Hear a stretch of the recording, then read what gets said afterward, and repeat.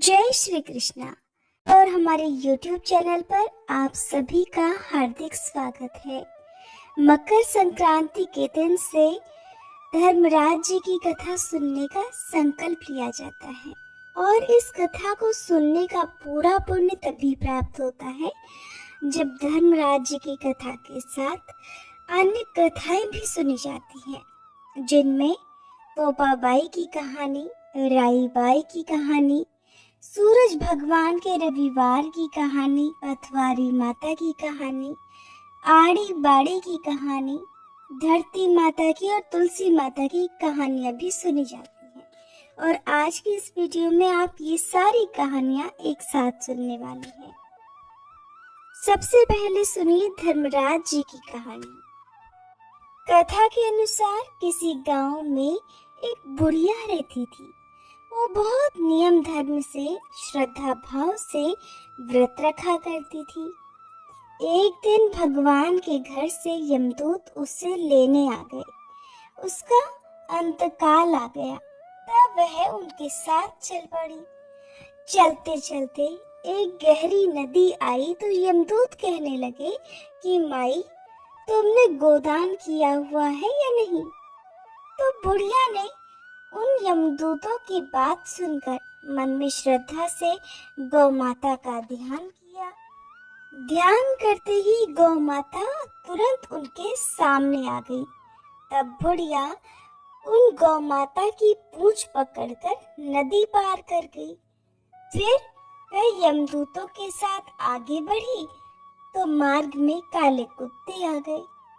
यमदूत फिर से कहने लगे, बूढ़ी माई, कुत्तों को खाना दिया था। अब बुढ़िया ने मन ही मन कुत्तों का ध्यान किया तो वे रास्ते से चले गए।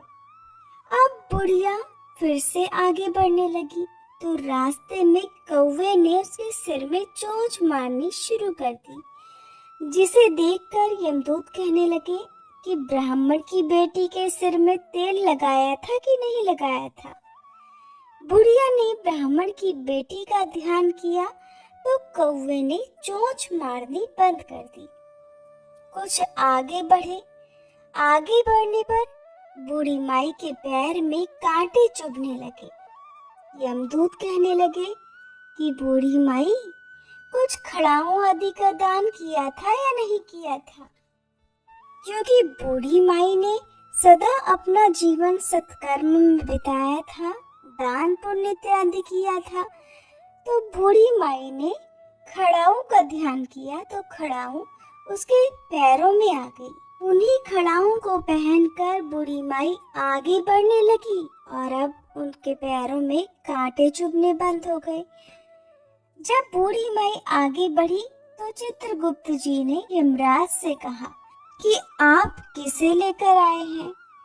तब यमराज जी कहने लगे कि बुढ़िया ने दान पुण्य तो बहुत किए हैं, लेकिन धर्मराज जी का कुछ नहीं किया, इसलिए अब इसके आगे के द्वार इसके लिए बंद हैं। सारी बात सुनने के बाद बूढ़ी माई कहने लगी कि आप मुझे सिर्फ 7 दिन के लिए वापस धरती पर भेज दो। मैं धर्मराज जी का व्रत और उद्यापन करके वापस आ जाऊंगी। बूढ़ी माई वापस धरती पर अपने गांव आ गई और गांव वालों ने उसे भूतनी समझकर अपने दरवाजे बंद कर दिए।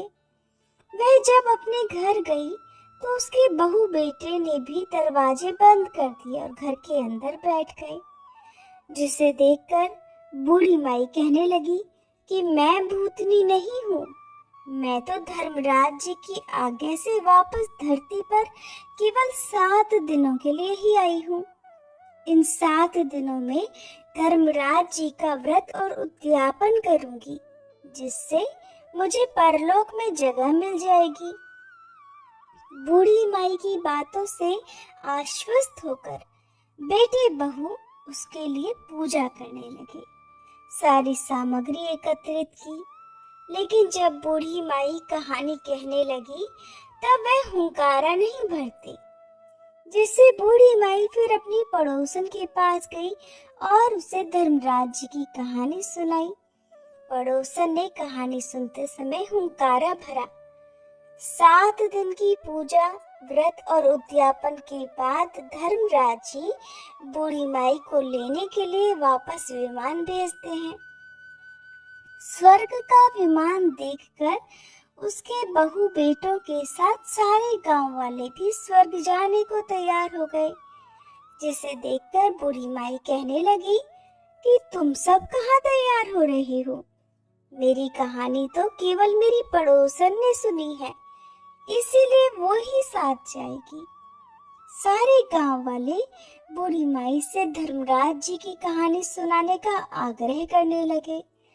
तब बूढ़ी माई ने उन्हें कहानी सुना दी।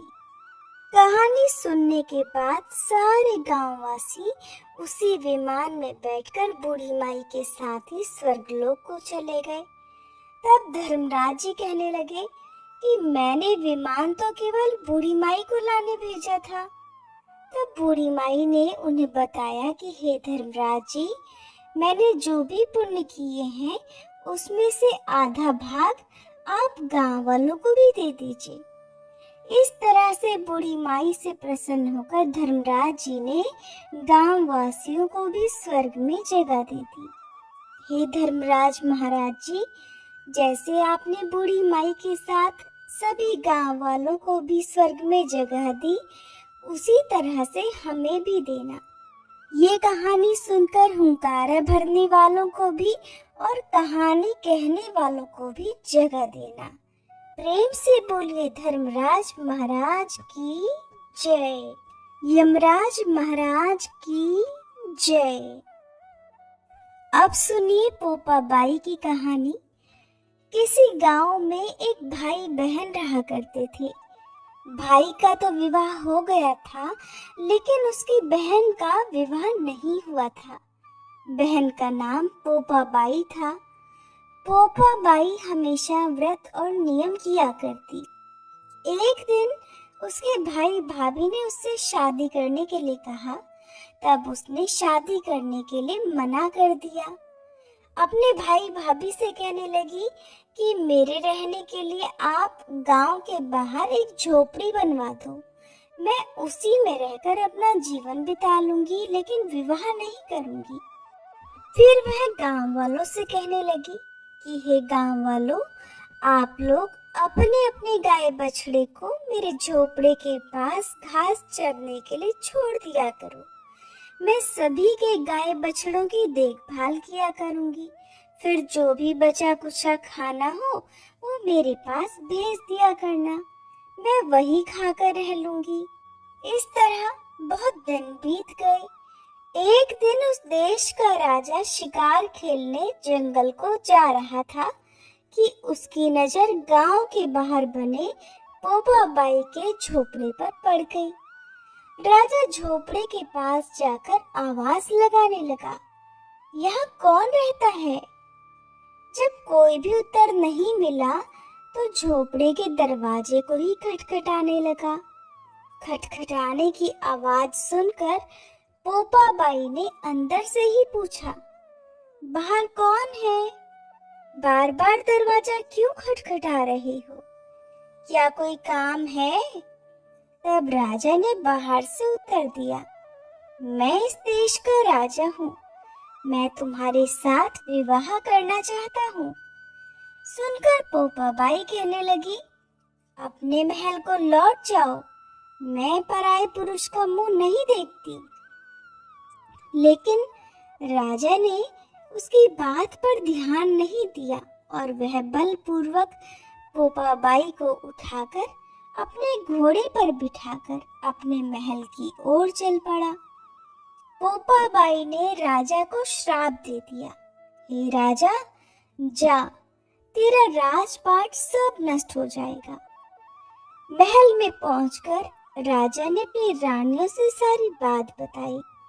सारी बात सुनकर रानियों ने राजा से अनुरोध किया कि पोपा बाई को सही सलामत उसकी झोपड़ी में छोड़ आए। फिर रानियों के कहे अनुसार राजा पोपा बाई को उसकी झोपड़ी पर छोड़ने के लिए चल पड़ा। रास्ते में पाप की नदी आई जिसमें राजा डूब गया। पोपाबाई मृत्यु के बाद धर्मराज जी के दरबार में पहुंची। वहां धर्मराज जी ने उसे स्वर्ग का राज दिया। किसी गांव के एक सेठ सेठानी की मृत्यु हुई, तब वे दोनों भी मृत्यु लोक से स्वर्गलोक को आए, लेकिन स्वर्ग का दरवाजा बंद पड़ा था। उन दोनों ने धर्मराज जी से स्वर्ग का द्वार खोलने के लिए विनती की। तब धर्मराज जी कहने लगे कि इस द्वार पर तो पोपाबाई का राज है। सेठ सेठानी कहने लगे, हम पोपाबाई को नहीं जानते। तब धर्मराज जी ने कहा कि मैं तुम दोनों को 7 दिन के लिए मृत्यु लोक में अर्थात धरती लोक में वापस भेजता हूँ। वहां जाकर 8 खोपरा से राई भरकर 5 कपड़ा ऊपर रखकर कहानी सुनना और उद्यापन करना और इस प्रकार कहना, राज है पोपाबाई का, लेखा लेगी राई राई का, बोलो पोपाबाई की जय।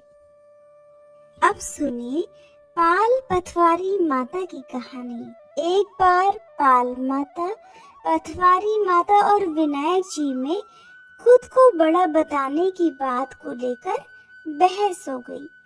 तीनों ही अपने आप को एक दूसरे से बड़ा साबित करने में लगे हुए थे।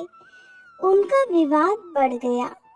तभी वहां से एक ब्राह्मण का लड़का गुजरा। तीनों ने उसे रोक लिया और कहने लगे कि लड़के बताओ, हम तीनों में से कौन बड़ा है?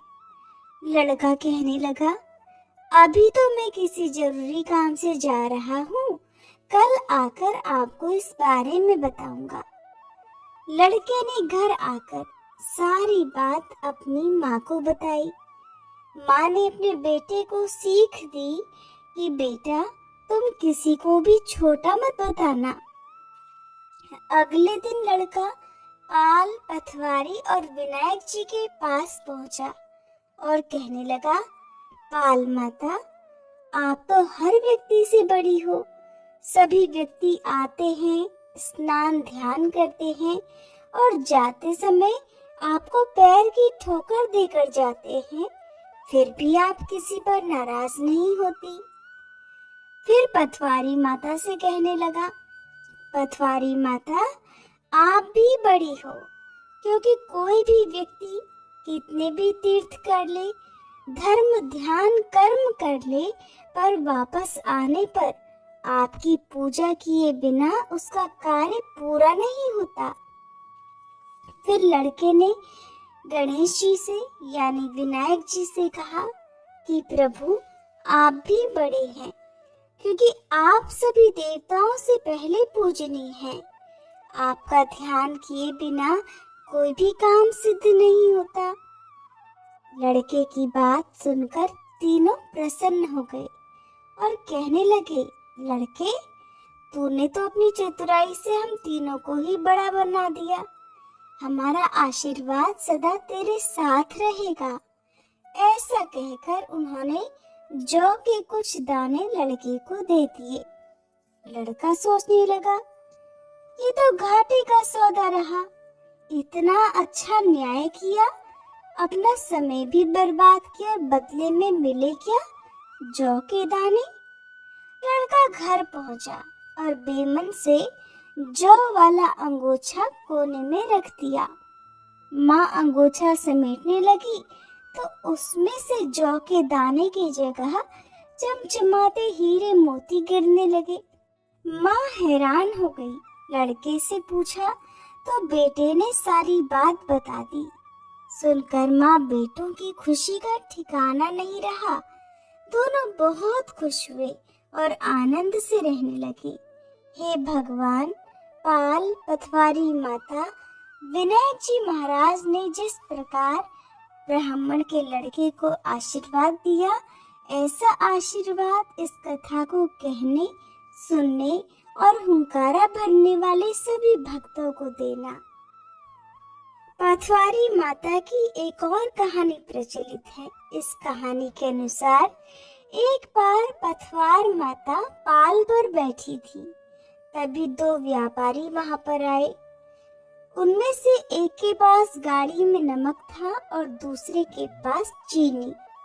पतवारी माता ने दोनों से पूछा कि तुम्हारे पास क्या है। दोनों ने सोचा पतवारी माता कहीं उनसे मांग न ले, इसलिए झूठ बोल दिया। चीनी के व्यापारी ने कहा मेरे पास नमक है, और जिसके पास नमक था वो कहने लगा मेरे पास चीनी है। ऐसा कहकर दोनों वहां से चले गए। थोड़ा आगे चलने के बाद दोनों ने जब अपना सामान देखा तो हैरान रह गए। जिस व्यापारी के पास चीनी थी वह नमक में बदल गई, और जिस व्यापारी के पास नमक था वह चीनी में बदल गया। ये देखकर दोनों व्यापारी एक दूसरे से झगड़ा करने लगे। एक दूसरे पर अपना सामान बदलने का आरोप लगाने लगे। तभी वहां पर एक व्यक्ति आया। उसने झगड़े का कारण पूछा। तब व्यापारियों ने सारी बात बता दी। उस व्यक्ति ने पूछा, क्या रास्ते में तुम्हें कोई मिला था? तब उन्होंने बताया कि पाल पर एक पतवारी नाम की बुढ़िया मिली थी। इस पर वह व्यक्ति कहने लगा कि ये उसी बुढ़िया का काम है, तुम उसी के पास जाओ, तुम्हारा समाधान वही होगा। दोनों को एहसास हुआ कि हमने झूठ बोला था, शायद इसीलिए हमारे साथ ऐसा हुआ है। फिर दोनों व्यापारी पतवारी के पास गए और कहने लगे, पतवारी माता, हमने आपसे झूठ बोला, हमें क्षमा कर दो। हमारा सामान जैसा था पहले जैसा ही कर दो। पतवारी माता ने फिर दोनों को क्षमा कर दिया और उनका सामान वापस जैसा पहले था वैसा ही हो गया। प्रेम से बोलिए पतवारी माता की जय। अब सुनिए राई बाई की कहानी। एक बार दो माँ बेटियां थी। बेटी का नाम राई था। वह बहुत सुंदर और सुशील थी और भगवान कृष्ण की बड़ी सच्ची और पक्की भक्त थी। एक बार भगवान कृष्ण उसकी परीक्षा लेने के लिए डांसरिया बेचने वाले बनकर आए और आवाज देने लगे। राई अपनी माँ से कहने लगी, माँ, मुझे भी डांसरिया चाहिए। माँ बोली, मैं पैसे कहाँ से लाऊं? बाजरी पड़ी है, वो ले जा। बाजरी के भगवान ने फूंक मारी तो फूस उड़ के राई की आंख में लग गई। राई जोर जोर से रोने लगी। भगवान वहां से अंतर ध्यान हो गए। फिर वैद्य का रूप धारण करके वहां आए और आवाज देने लगे। राई की माँ बाहर आई और बोली, वैद्य जी, मेरी बेटी की आंख में फूस गिर गया है, उसे निकाल दो। वैद्य बने भगवान बोले कि माँ, मैं अगर फूस निकालूं तो उसका विवाह मेरे साथ करना पड़ेगा। राई की माँ तैयार हो गई, सगाई कर दी। कार्तिक शुक्ल 11 के दिन विवाह निश्चित हो गया। अब माँ सोचने लगी कि बेटी को मैं क्या दूंगी। सोने की दुकान पर जाकर बोली कि मेरी राई के लिए लौंग और बिछिया घर दे। सुनार कहने लगा, मेरे पास समय नहीं है, मैं तो कृष्ण भगवान के लिए गहने गढ़ रहा हूँ। हलवाई और बनिया जहाँ पर भी वो गई उसको वही जवाब मिला। फिर माँ घर आ गई। अब करे तो क्या करे। जब वह घर आई तो उसकी झोपड़ी जो टूटी फूटी थी एक सुंदर महल में बदल गई थी। आनंद हो गया। ठाठ से विवाह की तैयारियां होने लगी। फिर भगवान बारात लेकर पधारे। माँ ने खूब ठाठ से राई का विवाह भगवान कृष्ण के साथ कर दिया। भगवान कृष्ण राई को लेकर द्वारका गए तो राई के महल में ही रहने लगे। दूसरी रानियां चिढ़ने लगी। सावन में राई पीहर गई। भगवान ने सोचा राई के तीज भेजूं। 7 जरी के बेस और 5 सोने के गुट्टे रख दिए। 2 हंसों को बुलाया और कहने लगे, सीधे राई के पीहर जाना, कहीं रुकना मत। राधा रुक्मण को पता चला तो उन्होंने हंसों को अपने महल में बुलाकर कहा कि थोड़े मोती चुग लो। हंस वहीं आ गए और मोती चुगने लगे। उधर राधा रुक्मण ने सारा सामान निकालकर उसमें फटे पुराने कपड़े और 5 कांटे बांध कर रख दिए और वह पोटली वापस हंसों को दे दी। हंस मोती चुगकर सामान लेकर राई के पास पहुंच गए।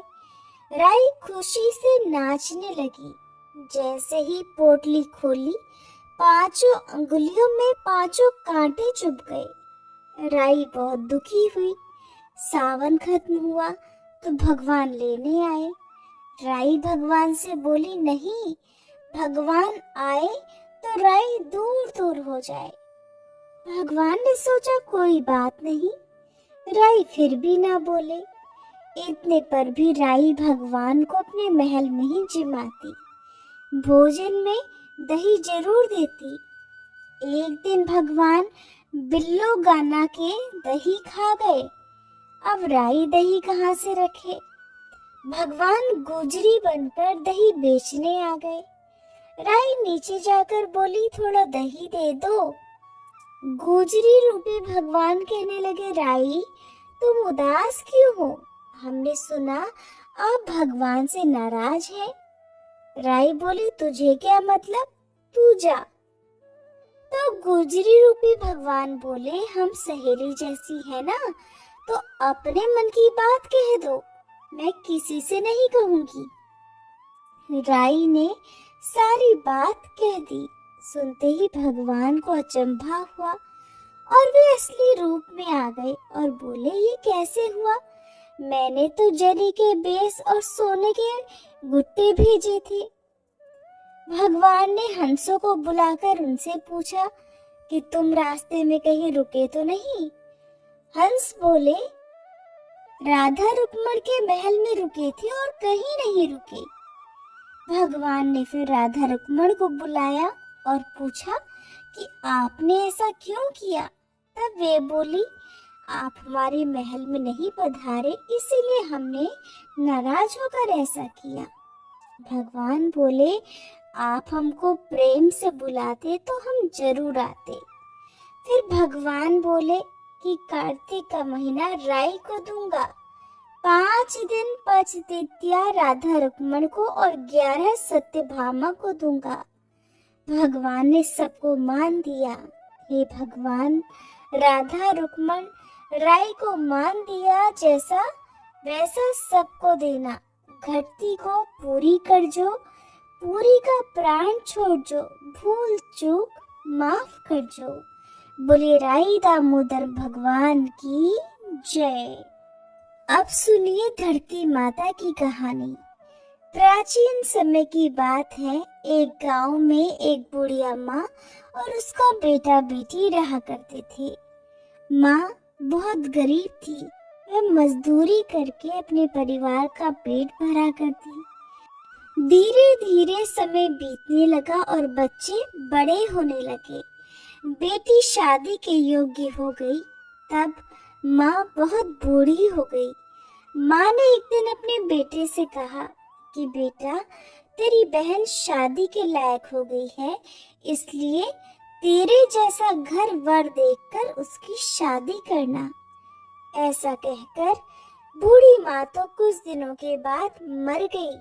उसका भाई गांव-गांव में घूमा, लेकिन अपनी बहन के लायक पति नहीं ढूंढ पाया। वह पूरे गांव घूम घूम कर थक गया और एक दिन सोचने लगा कि मेरे जैसा तो इस दुनिया में कोई है नहीं, इसलिए मैं ही इससे शादी कर लेता हूँ। ऐसा सोचकर वह चुनरी और शादी के लिए सब सामान ले आया।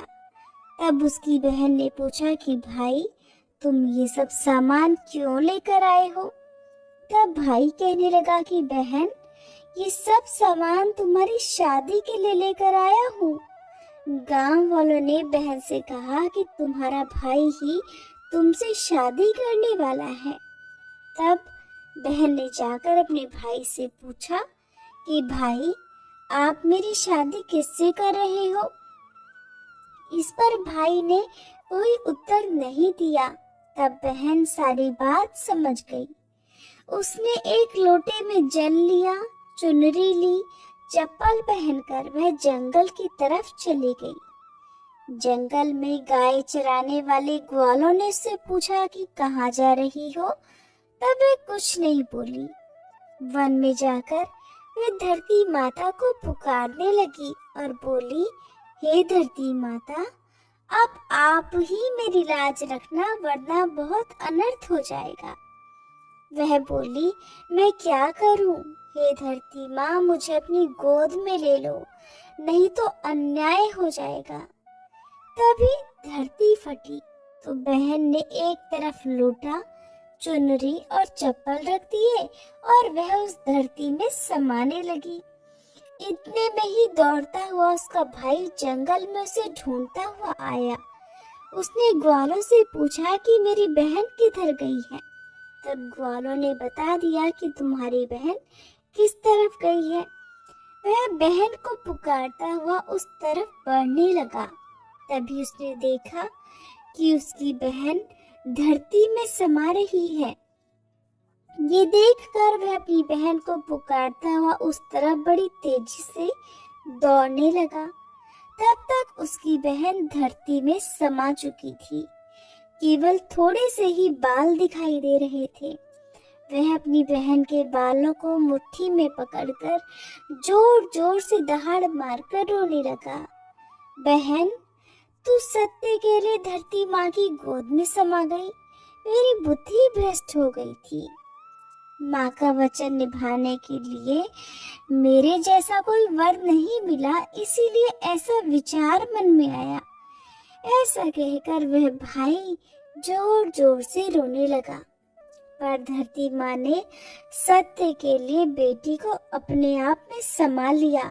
लड़की के जो बाल बाहर रह गए थे वो धूप बन गए। इसलिए औरतें धरती माता की कहानी सुनती हैं और चुनरी, चप्पल, लोटा, बर्तन में हरी मूंग और लड्डू कुंवारी कन्या को देती हैं। जो भी धरती माता की इस कहानी को सुनता है, धरती माता सदा उसको सुखी रखती है। हे धरती माता की इस कहानी कहने, सुनने और हुंकारा भरने वाले सभी भक्तों को सुखी रखना। बोलिए धरती माता की जय।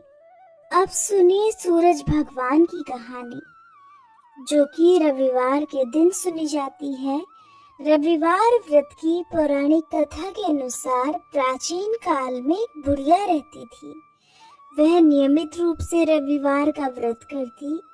रविवार के दिन सूर्योदय से पहले उठकर वह बुढ़िया स्नान आदि से निवृत्त होकर अपने घर के आंगन को गोबर से लीपकर स्वच्छ करती।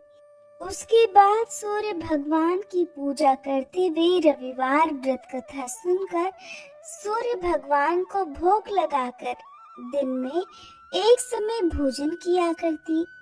सूर्य भगवान की कृपा से बुढ़िया को किसी प्रकार की कोई चिंता, कोई कष्ट नहीं था। धीरे धीरे उसका घर धन धान्य से भर रहा था। उस बुढ़िया को सुखी होते देख उसकी पड़ोसन उससे जलने लगी। बुढ़िया ने कोई गाय नहीं पाल रखी थी, इसलिए वह अपनी पड़ोसन के आंगन में बंधी गाय का गोबर लाती थी। पड़ोसन ने एक दिन कुछ सोचकर अपनी गाय को घर के भीतर बांध दिया। रविवार को गोबर न मिलने से बुढ़िया अपना आंगन लीप नहीं सकी। आंगन न लीप पाने के कारण उस बुढ़िया ने उस दिन सूर्य भगवान को भोग भी नहीं लगाया और खुद भी भोजन नहीं किया। सूर्यास्त होने पर बुढ़िया भूखी प्यासी सो गई। प्रातःकाल सूर्योदय से पहले उस बुढ़िया की आंख खुली तो वह अपने घर के आंगन में सुंदर गाय और बछड़े को देखकर हैरान हो गई। गाय को आंगन में बांधकर उसने जल्दी से उसे चारा लाकर खिलाया। पड़ोसन ने उस बुढ़िया के आंगन में बंधी सुंदर गाय और बछड़े को देखा तो वह उससे और अधिक जलने लगी। तभी गाय ने सोने का गोबर कर दिया। गोबर देखते ही पड़ोसन की आंखें फटी रह गईं। पड़ोसन ने उस बुढ़िया को आसपास न पाकर तुरंत उस सोने के गोबर को उठाया और अपने घर ले गई और अपनी गाय का साधारण गोबर वहां पर रखाई। सोने के गोबर से पड़ोसन कुछ ही दिनों में धनवान हो गई। गाय हर दिन सूर्योदय से पहले सोने का गोबर किया करती और बुढ़िया के उठने के पहले ही वह चालाक पड़ोसन उस गोबर को उठाकर ले जाया करती। बहुत दिनों तक बुढ़िया को सोने के गोबर के बारे में कुछ भी पता नहीं चला। बुढ़िया पहले की तरह हर रविवार को भगवान सूर्यदेव का व्रत करती रही और कथा सुनती रही। लेकिन सूर्य भगवान को जब पड़ोसन की चालाकी का पता चला तब उन्होंने एक दिन जोर की आंधी चलाई। आंधी का प्रकोप देखकर बुढ़िया ने गाय को घर के भीतर बांध दिया। सुबह उठकर बुढ़िया ने घर के अंदर सोने का गोबर देखा तो उसे बड़ा आश्चर्य हुआ। उस दिन के बाद से बुढ़िया अपनी गाय को घर के भीतर ही बांधने लगी। सोने के गोबर से वह बुढ़िया कुछ ही दिनों में बहुत धनी हो गई। उस बुढ़िया के धनी होने से पड़ोसन बुरी तरह जल भुनकर राख हो गई। उसने अपने पति को समझा बुझाकर उस नगर के राजा के पास भेज दिया। सुंदर गाय को देखकर राजा बहुत खुश हुआ। उसने बुढ़िया की गाय अपने महल में बंधवा दी। सुबह जब राजा ने सोने का गोबर देखा तो उसके आश्चर्य का ठिकाना नहीं रहा। उधर सूर्य भगवान ने भूखी प्यासी बुढ़िया को इस तरह प्रार्थना करते देखा तो उस पर बहुत दया आई। उसी रात सूर्य भगवान ने राजा को स्वप्न में कहा, राजन, बुढ़िया की गाय और बछड़ा तुरंत लौटा दो, नहीं तो तुम पर विपत्तियों का पहाड़ टूट पड़ेगा, तुम्हारा ये महल नष्ट हो जाएगा। सूर्य भगवान के स्वप्न से बुरी तरह डरकर राजा ने प्रातःकाल उठते ही गाय और बछड़ा बुढ़िया को लौटा दिया और राजा ने बहुत सा धन देकर बुढ़िया से अपनी गलती के लिए क्षमा मांगी। राजा ने पड़ोसन उसके पति को उनकी इस दुष्टता के लिए दंड भी दिया। फिर राजा ने पूरे राज्य में घोषणा करवाई कि सभी स्त्री पुरुष रविवार का व्रत किया करें। रविवार का व्रत करने से सभी लोगों के घर धन धान्य से भर गए। राज्य में चारों ओर खुशहाली छा गई। स्त्री पुरुष सुखी जीवन बिताने लगे और सभी लोगों के शारीरिक कष्ट भी दूर हो गए। हे सूर्य भगवान, जैसे आपने उस बुढ़िया का घर धन धान्य से भरा, उसी तरह से इस कथा को कहने, सुनने और हुंकारा भरने वाले सभी भक्तों के घर भरना। प्रेम से बोलिए सूर्य भगवान की जय।